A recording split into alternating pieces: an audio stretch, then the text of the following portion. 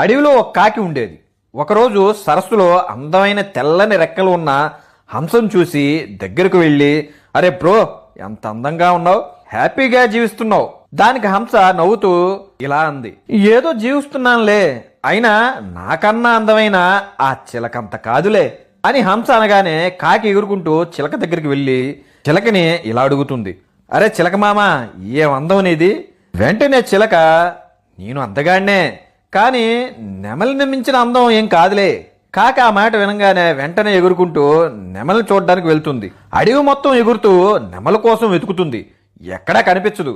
తిరిగి తిరిగి అడవికి చివర ఒక బంగ్లాలో ఉందని తెలుసుకొని హుటాహుటిన అక్కడికి వెళ్తుంది.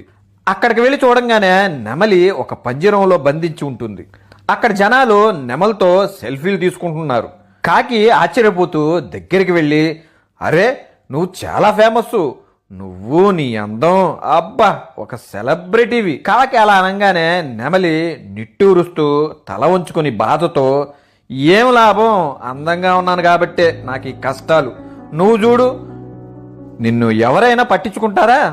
నీకు ఇష్టమైంది తింటావు, ఇష్టమైన చోటికి ఎగురుకుంటూ వెళ్తావు, నీ జీవితం నువ్వు జీవిస్తావు. ఆ మాట కాకి తత్వం బోధపడుతుంది.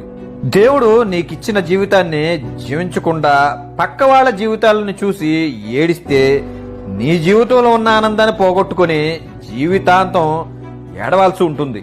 So enjoy each every moment in your life.